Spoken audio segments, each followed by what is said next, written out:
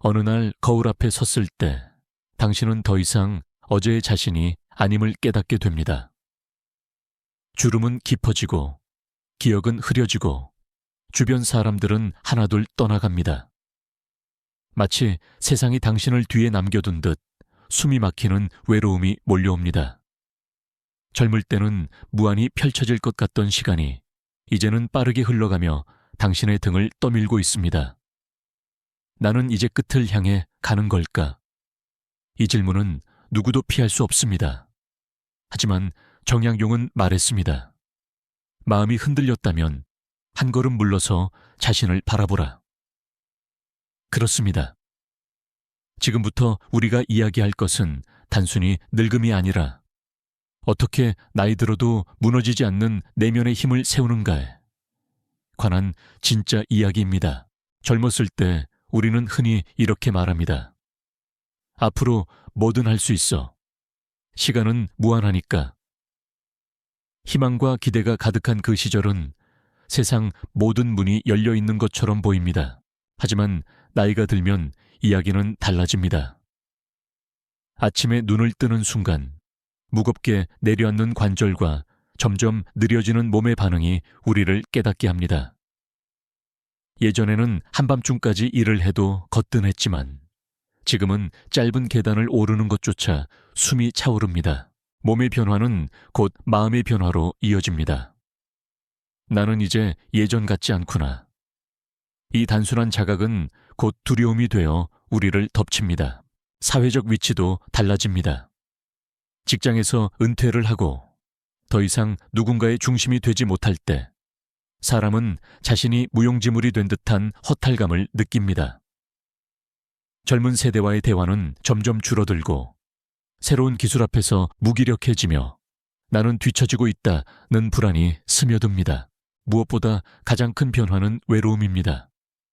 친구들은 하나둘 떠나가고 가족마저 각자의 삶으로 멀어질 때 텅 빈 집 안에서 들려오는 건 TV 소리뿐일 때가 있습니다. 그 순간 우리는 묻습니다. 정말 나이 들어간다는 건 행복에서 멀어지는 길일까? 정약용은 이런 불안을 꿰뚫어 보았습니다. 그는 말했습니다. 마음의 중심을 잡아라. 마음이 흔들렸다면 한 걸음 물러서 자신을 바라보라. 그것만으로도 어지러움이 잦아질 것이다. 그렇습니다. 나이가 든다는 건 단순히 주름이 늘어나는 일이 아닙니다. 삶의 중심을 새롭게 다지는 과정입니다. 몸은 예전 같지 않더라도 마음의 중심을 단단히 세운다면 오히려 더욱 지혜롭고 강인한 삶을 살아갈 수 있습니다. 첫 번째 열쇠는 두려움을 직면하는 용기입니다. 나이 들매 변화 앞에서 도망치지 않고 그것을 있는 그대로 받아들이는 순간 우리는 비로소 새로운 출발선에 서게 됩니다. 나이가 들수록 가장 크게 흔들리는 것은 몸이 아니라 마음입니다. 젊을 때는 외부의 기준에 민감했습니다. 누군가의 시선, 사회가 정한 성공의 잣대가 나의 가치를 결정하는 것처럼 여겼습니다. 하지만 인생 후반부에 들어서면 우리는 반드시 질문을 마주합니다. 이제 나는 무엇을 위해 살아가야 하는가? 정약용은 이 질문에 답했습니다. 그는 중용, 종용을 강조했습니다. 중용은 단순히 중간을 택한다는 의미가 아닙니다. 바람에 흔들리는 깃발을 떠올려 보세요. 깃발은 이리저리 흔들리지만 그 중심을 붙잡고 있는 깃대는 결코 움직이지 않습니다. 삶도 이와 같습니다. 외부의 변화는 끊임없이 우리를 흔들지만 내면의 중심만은 지켜야 한다는 것입니다. 이 내면의 중심은 어디서 비롯될까요? 바로 나만의 가치와 신념에서 나옵니다. 젊었을 때는 남들이 정한 목표를 따라갔다면 이제는 오직 내가 옳다고 믿는 바를 따라야 합니다. 아침에 거울 앞에 서서 이렇게 자신에게 말해보세요. 나는 내 인생의 주인이다. 나이는 숫자일 뿐 내 가치는 나이로 결정되지 않는다. 이 짧은 다짐이 하루의 태도를 바꾸고 마음의 흔들림을 가라앉히는 힘이 됩니다. 또한 마음의 중심을 지킨다는 것은 외부에 기대지 않는 법을 배우는 것입니다. 재산, 지위, 젊음, 이 모든 것은 언젠가 사라집니다. 그러나 내 안의 중심은 스스로 세울 수 있습니다. 정약용이 유배지에서도 흔들리지 않고 수백 권의 저술을 남길 수 있었던 이유는 세상 모든 것을 빼앗겨도 마음의 깃대는 결코 꺾이지 않았기 때문입니다. 이제 우리도 배워야 합니다. 건강이 약해진다고 해서 내 가치를 잃는 것이 아닙니다. 사회에서 은퇴했다고 해서 내 존재가 사라지는 것이 아닙니다. 오히려 이 시기는 자신만의 철학을 더욱 단단히 세워야 할 때입니다. 때로는 이렇게 스스로를 돌아보세요.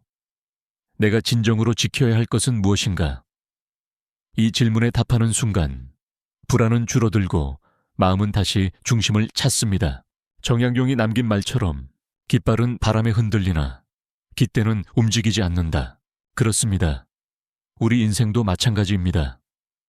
외부의 풍랑은 피할 수 없지만 마음의 중심을 단단히 붙잡는 한 우리는 결코 쓰러지지 않습니다. 많은 사람들은 나이가 들면 이제 변하기는 늦었다고 말합니다. 그러나 정약용은 분명히 말했습니다. 사람은 타고난 본성보다 습관에 의해 더 큰 차이를 만든다. 우리는 모두 비슷한 본성을 가지고 태어났습니다. 하지만 지금의 내가 어떤 모습으로 살아가고 있는지는 결국 오랜 세월 쌓아온 습관의 결과물입니다. 따라서 새로운 습관을 만들면 새로운 사람이 될 수 있습니다. 나이와 상관없이 말입니다. 작은 습관의 위대한 힘, 좋은 습관은 작고 사소한 행동에서 시작됩니다. 예를 들어 매일 30분 걷기. 처음에는 힘들 수 있습니다. 하지만 21일만 이어가면 습관이 되고 66일을 넘기면 삶의 일부가 됩니다. 또한 매일 아침 명상 10분은 마음을 차분히 가라앉히고 스트레스를 줄여줍니다. 저녁에 감사일기를 쓰는 습관은 하루의 피곤함을 감사로 전환시켜 마음을 따뜻하게 합니다. 정약용은 독서를 최고의 습관으로 꼽았습니다. 부귀하든 가난하든 인간은 독서를 통해 삶의 방향성을 찾는다. 책을 읽는 습관은 지식뿐만 아니라 지혜를 쌓고 마음을 확장시켜 줍니다. 관계를 살리는 습관. 나이가 들수록 인간관계는 삶의 행복을 좌우합니다. 따라서 가족과 함께하는 시간, 친구와의 정기적인 만남 같은 습관이 필요합니다. 한 달에 한 번이라도 오랜 친구와 식사를 하며 이야기를 나눈다면 그것이 바로 마음을 지탱해주는 버팀목이 됩니다. 습관이 주는 희망. 중요한 것은 습관은 언제든 바꿀 수 있다는 사실입니다. 지금 이 순간에도 우리는 선택할 수 있습니다. TV 앞에서 무의미하게 시간을 흘려보낼 수도 있고 대신 책 한 권을 펼치거나 발걸음을 내디딜 수도 있습니다. 작은 차이가 쌓여 몇 년 뒤의 삶은 완전히 달라질 수 있습니다. 정약용이 말한 것처럼 위대한 일은 거창한 계획이 아니라 작고 사소한 습관이 쌓여 이루어진다. 오늘 한 걸음을 내딛는 습관이 내일의 건강을 만들고 모레의 행복을 만듭니다. 습관은 결코 나이를 가리지 않습니다. 오히려 나이가 들수록 의도적이고 의미 있는 습관을 세울 수 있습니다. 그러니 지금부터라도 시작하세요. 걷기, 명상, 독서, 감사. 이 작은 습관들이 모여 당신의 노년을 풍요롭고 빛나게 만들어줄 것입니다. 나이가 들면 많은 사람들이 이렇게 말합니다. 이제 머리가 예전 같지 않아서 배우기가 힘들어. 새로운 기술은 젊은 사람들 몫이지. 그러나 이것은 커다란 오해입니다. 정약용은 평생 학습자였습니다. 그는 74세의 나이에도 책을 손에서 놓지 않았고 유배지에서도 수백 권의 저술을 남겼습니다. 그에게 배움이란 단순히 지식을 얻는 일이 아니라 삶을 살아내는 방식이었습니다. 나이와 학습의 새로운 관계, 젊었을 때 배움은 성과를 내기 위한 것이었습니다.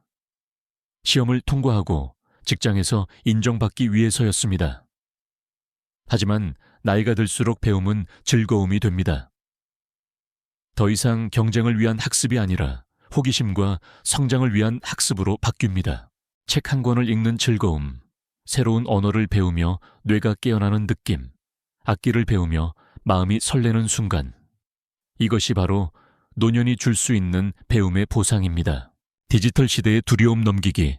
많은 어르신들이 스마트폰, 컴퓨터, 인터넷 같은 기술을 두려워합니다. 그러나 기술은 장벽이 아니라 오히려 세상과 연결되는 다리입니다. 영상 통화를 배우면 멀리 있는 손주 얼굴을 매일 볼 수 있고, 인터넷 쇼핑을 배우면 집에서도 필요한 것을 편하게 살 수 있습니다. SNS를 배우면 오랜 친구들과 다시 이어지고, 같은 관심사를 가진 새로운 사람들을 만날 수도 있습니다. 이 과정에서 중요한 것은 늦었다고 포기하지 않는 것입니다. 처음에는 어색하고 느릴 수 있지만 그 서툴고 더딘 과정 자체가 뇌를 자극하고 삶에 활력을 불어넣습니다. 배움은 뇌를 지킨다. 배움은 단순히 삶을 풍요롭게 할 뿐만 아니라 건강에도 직접적인 영향을 줍니다. 연구에 따르면 새로운 학습은 뇌를 활성화시키고 치매를 예방하며 인지 능력을 오래 유지하는 데 도움을 줍니다.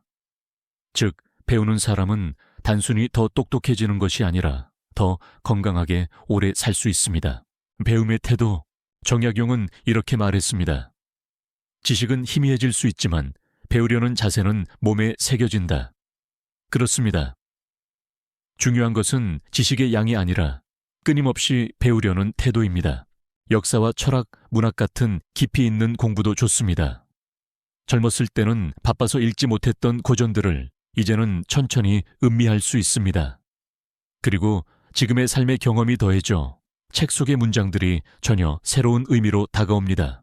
결국 배움은 우리를 계속 성장하게 하는 힘입니다. 나이가 많다고 해서 배우는 것을 멈춘다면 그것이야말로 진짜 늙는 것입니다. 그러나 계속 배우는 한 우리는 여전히 젊습니다. 팟하이.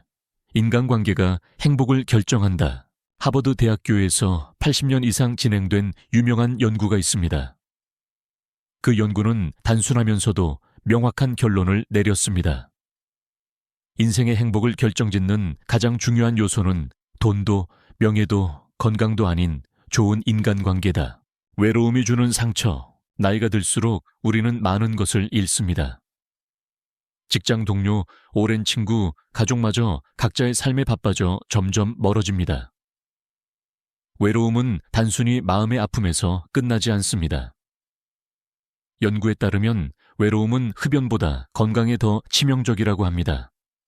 그만큼 인간관계는 단순한 선택이 아니라 삶을 지탱하는 생명선입니다. 가족관계의 새로운 의미.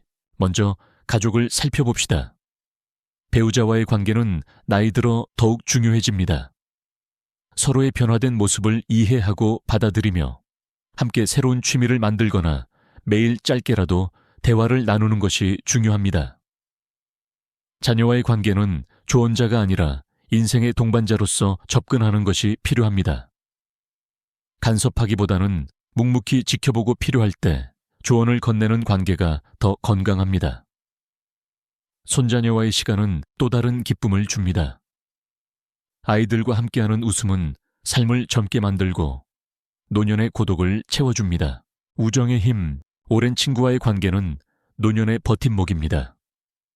젊을 때의 추억을 공유하고 지금의 고민을 나누며 함께 늙어간다는 사실이 주는 위로는 무엇과도 바꿀 수 없습니다. 정기적인 만남이나 소모임을 만들고 함께 여행을 떠나거나 공통의 취미를 나누는 것도 좋습니다. 이 작은 모임이 삶의 활력을 되살려줍니다. 새로운 관계 맺기. 나이가 들었다고 해서 새로운 친구를 만들 수 없는 것은 아닙니다. 오히려 이 시기는 진정성 있는 관계를 맺기에 가장 좋은 시기입니다. 취미 모임, 자원봉사활동, 평생교육원 수업 등에서 다양한 세대와 교류하세요.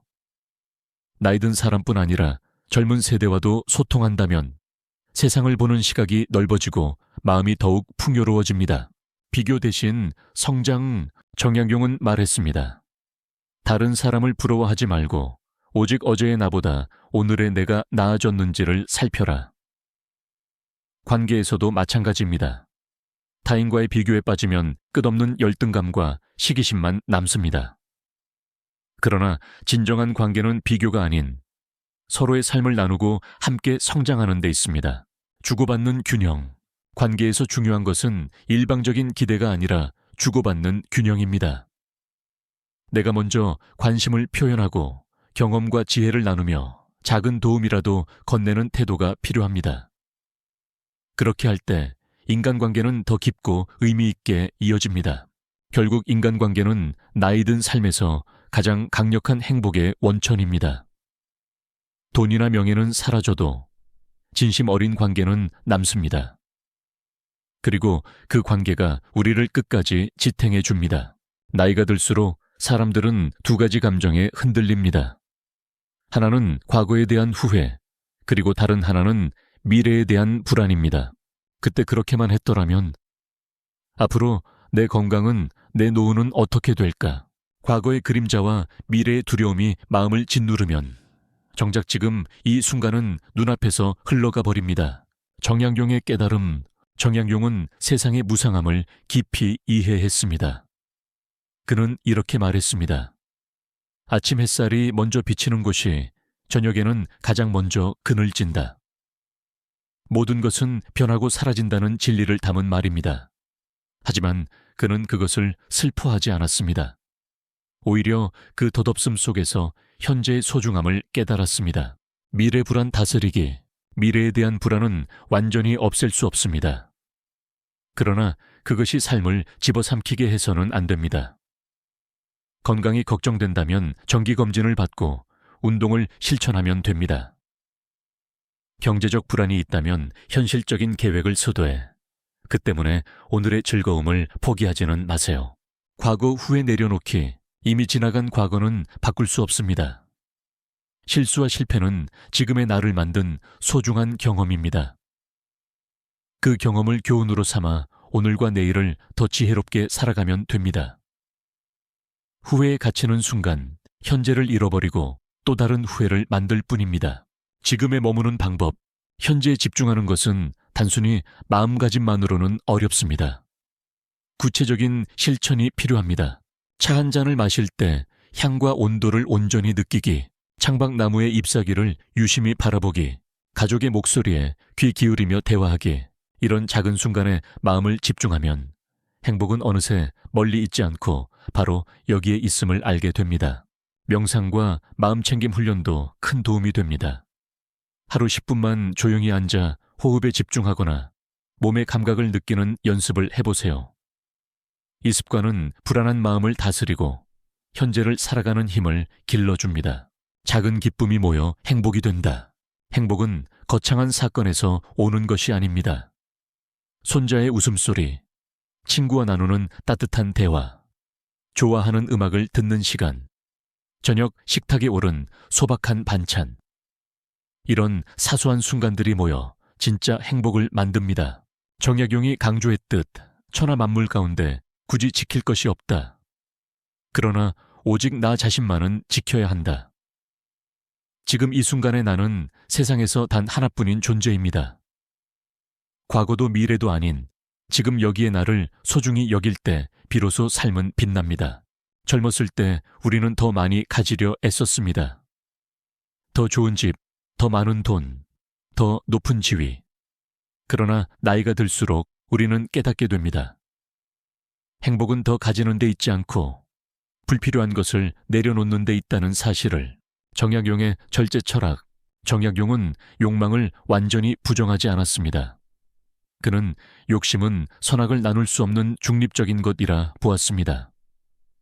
중요한 것은 욕심을 없애는 것이 아니라 잘 다스리고 올바른 방향으로 이끄는 것입니다.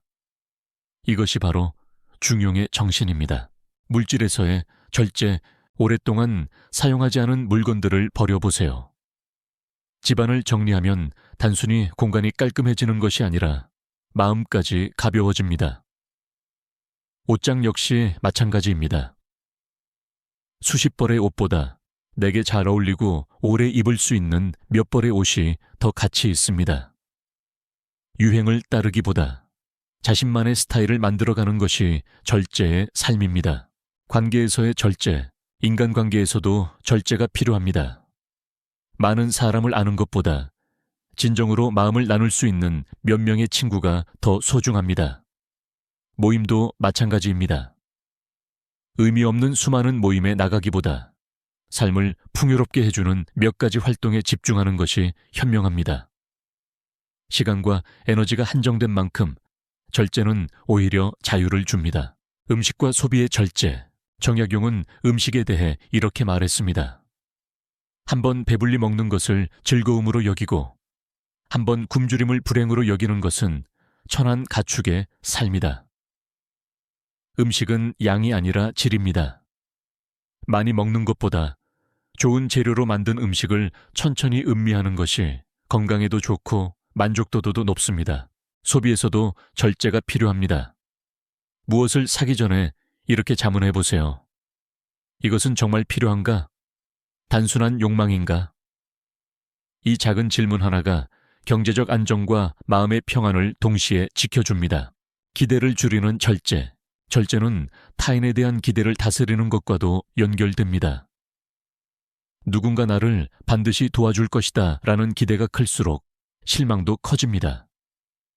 그러나 기대를 내려놓고 내가 먼저 베푸는 태도를 가지면 마음은 훨씬 평안해집니다. 정약용은 이렇게 말했습니다. 타인에게 은혜를 바라는 마음을 버리면 하늘과 사람을 원망하는 병통은 사라진다. 결국 절제란 부족함이 아니라 충만함을 위한 지혜입니다. 불필요한 것을 덜어낼수록 진짜 소중한 것들이 선명하게 드러납니다. 그리고 그 순간 우리는 깨닫게 됩니다.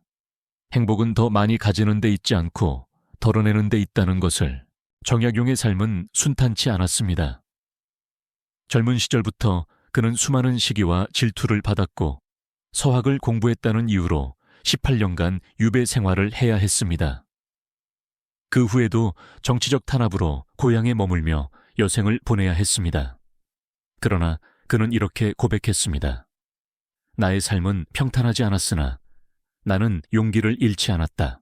그가 끝까지 무너지지 않을 수 있었던 비밀은 바로 긍정의 힘이었습니다. 노년에 찾아오는 부정적 감정. 나이가 들면 누구나 부정적인 생각에 빠지기 쉽습니다. 건강이 예전 같지 않고 기억력은 흐려지고 새로운 것을 배우는 속도도 느려집니다. 은퇴로 사회적 역할이 줄어들면 존재감이 사라지는 듯한 허무함도 찾아옵니다. 젊은 세대와의 대화가 어려워질수록 나는 이제 쓸모없는 존재가 아닐까라는 생각이 스며듭니다. 이 부정적 시선은 곧 우울과 무력감으로 이어지고 삶을 더욱 어둡게 만듭니다. 긍정으로 바라보는 연습. 그러나 이럴 때일수록 필요한 것이 긍정의 훈련입니다. 잃어버린 것에 집중하지 말고 여전히 가진 것에 감사하는 태도 말입니다.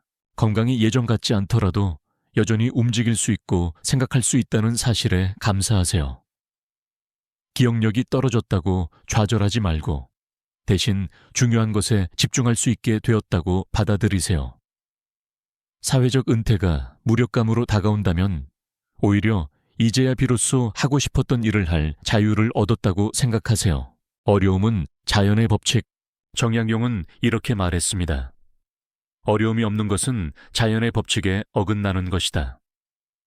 삶에 어려움이 있다는 것은 당연합니다. 중요한 것은 그것을 어떻게 받아들이고 극복하느냐입니다. 노년의 변화도 마찬가지입니다. 피할 수 없는 자연스러운 흐름이지만 그 안에서 새로운 가능성을 찾는 사람만이 성장할 수 있습니다. 긍정은 억지가 아니다. 긍정적인 태도는 현실을 부정하는 것이 아닙니다. 오히려 현실을 있는 그대로 받아들이면서 그 안에서 희망과 의미를 찾아내는 힘입니다. 매일 작은 것들에 감사하는 습관, 좋은 일에 주목하는 시선, 주변 사람들에게 따뜻한 마음을 표현하는 행동. 이런 작은 실천들이 쌓여 긍정적인 마음가짐을 만들어갑니다. 삶이 끝없이 주는 시련 앞에서 우리가 지켜야 할 것은 긍정을 선택하는 용기입니다. 정약용이 그토록 길고 고된 유배 생활을 견딜 수 있었던 것도 결국은 이 긍정의 힘 덕분이었습니다. 그리고 오늘을 살아가는 우리에게도 이 긍정은 여전히 가장 강력한 무기입니다. 인생 후반부에 들어서면 우리는 젊은 시절과는 다른 자유를 얻게 됩니다. 바로 타인의 시선과 사회의 기대에서 벗어날 수 있는 자유입니다. 젊었을 때는 부모의 기대, 사회의 성공 기준, 동료들의 평가에 맞추어 살아야 했습니다. 그러나 나이가 들면 비로소 묻습니다. 이제는 정말 내가 원하는 삶을 살 수 있지 않을까? 정약용의 선택. 정약용은 천주교에 관심을 가졌다는 이유로 유배를 당했습니다. 그러나 그는 자신의 학문적 신념을 꺾지 않았습니다. 사회적 압력에 굴복하지 않고 자신이 옳다고 믿는 길을 걸었습니다. 그의 삶은 우리에게 이렇게 말합니다. 남들의 기대가 아니라 나만의 신념이 삶의 방향이 되어야 한다. 늦지 않았다. 지금이 시작이다. 많은 사람들이 이렇게 말합니다. 이 나이에 새로운 걸 시작해도 될까? 그러나 나이 때문에 늦은 일은 없습니다. 그림을 그리고 싶다면 지금 붓을 들어도 됩니다. 악기를 배우고 싶다면 오늘이 바로 그 시작입니다. 책을 쓰고 싶다면 종이에 첫 문장을 적어 내려가면 됩니다. 모든 일에는 가장 좋은 시작의 순간이 있습니다. 그리고 그 순간은 언제나 지금입니다. 편견에서 벗어나는 지혜. 나이가 들면 흑백 논리나 극단적 사고에 갇히기 쉽습니다. 그러나 진정한 성숙은 다른 세대의 시각을 이해하려 노력하고 변화에 열린 마음을 가지는 데서 비롯됩니다. 정약용은 이렇게 말했습니다. 편을 갈라 말하지 말고 부하내동하지도 말라. 그래야 그릇이 큰 사람이 된다. 내 신념은 분명히 하되 동시에 타인의 생각도 존중하는 태도. 이 균형이야말로 사회의 조화와 나 자신의 성숙을 동시에 이끄는 길입니다. 나만의 길, 나만의 철학.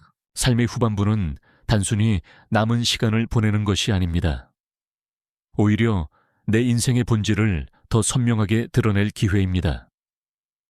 남들이 만든 길을 따라가던 시기에서 벗어나 이제는 스스로 길을 개척해야 할 시간입니다. 자신의 가치관과 철학을 정립하고 그에 따라 일관되게 행동하세요. 그 일관성이야말로 당신을 진정한 어른으로 만들고 주변 사람들에게 존경을 받게 합니다. 젊은 시절은 타인의 기준에 맞춰 달려가는 시간이었습니다. 그러나 이제는 다릅니다. 나의 기준, 나의 신념, 나의 길. 그 길을 걷는 용기가 있을 때 노년의 삶은 오히려 더 빛나고 자유로워집니다. 나이가 들수록 삶의 속도는 느려지지만 대신 더 깊이 있는 시선을 가질 수 있습니다. 이 시기에 가장 중요한 두 가지는 바로 감사와 나눔입니다. 감사의 태도. 정약용은 고된 유배 생활 속에서도 제자들에게 가르침을 전할 수 있음에 감사했습니다. 그는 죄인의 신분으로 있으면서도 백성들을 위해 가르치겠다고 다짐하며 삶의 의미를 발견했습니다. 우리의 일상도 마찬가지입니다. 매일 아침 눈을 뜰 수 있음에, 따뜻한 식사를 할 수 있음에, 가족의 목소리를 들을 수 있음에 감사하세요. 젊었을 때는 당연하게 여겼던 것들이 사실은 기적 같은 선물임을 깨닫게 됩니다. 감사는 삶을 풍요롭게 합니다. 잠들기 전 오늘 감사했던 3가지를 적어보는 감사 일기를 써보세요. 작은 것부터 시작하면 점점 더 많은 감사의 이유가 눈에 들어오기 시작합니다. 나눔의 의미. 정약용은 천하의 일은 한 사람이 다 할 수 없다고 말했습니다. 그래서 그는 제자들을 길러내고 책을 통해 자신의 사상을 전했습니다. 그 결과 그의 사상은 후대에까지 이어졌습니다. 나이가 들수록 우리에게 남은 가장 큰 자산은 경험과 지혜입니다. 그것을 다음 세대와 나누는 것이야말로 삶의 가장 값진 역할입니다. 손주에게 들려주는 삶의 이야기, 후배에게 전하는 조언, 지역사회에서 하는 작은 봉사. 이 모든 것이 나눔입니다. 요리를 잘한다면 요리를 가르치고, 글을 좋아한다면 함께 글을 쓰고, 정원을 가꾸는 법을 알려주는 것도 큰 나눔입니다. 진정한 행복의 비밀. 많은 사람들은 행복을 멀리서 찾습니다. 더 많은 재산, 더 큰 명예, 더 완벽한 건강 속에서만 행복이 있다고 믿습니다. 그러나 정약용은 이렇게 말했습니다. 행복은 외부에서 주어지는 것이 아니라 내면에서 만들어진다. 감사와 나눔 속에서 우리는 깨닫게 됩니다. 진정한 행복은 특별한 사건이 아니라 소소한 순간과 따뜻한 관계 속에 있다는 것을, 균형 잡힌 삶, 중용의 철학이 강조하는 것은 결국 균형입니다. 큰 기쁨에 도취되지 않고 큰 슬픔에 무너지지 않으며 삶의 모든 순간을 담담히 받아들이는 것. 그 속에서 우리는 평안과 자유를 얻게 됩니다. 정약용이 남긴 지혜는 결국 이렇게 요약할 수 있습니다. 나이 들어도 여전히 배울 수 있고, 나눌 수 있고, 행복할 수 있다. 그리고 그 비밀은 바로 감사하는 마음과 나누는 삶에 있습니다. 여러분, 나이 들면 끝이 아니라 또 다른 시작입니다. 정약용이 남긴 지혜처럼 우리는 여전히 배우고, 나누고, 감사하며 살아갈 수 있습니다. 주름은 늘어나도 마음의 깊이는 더 단단해지고, 역할은 달라져도 삶의 의미는 더욱 빛날 수 있습니다. 오늘 전해드린 이야기가 여러분의 하루에 작은 울림이 되기를 바랍니다. 혹시 마음에 남은 구절이 있다면 댓글로 나눠주세요. 여러분의 이야기가 또 다른 누군가에게 큰 힘이 될 수 있습니다. 앞으로도 이 채널은 정약용의 철학과 삶의 지혜를 통해 나이 들어도 행복하게 살아갈 수 있는 길을 함께 찾아가겠습니다. 좋아요와 구독은 저희에게 큰 힘이 됩니다. 끝까지 시청해 주셔서 감사합니다.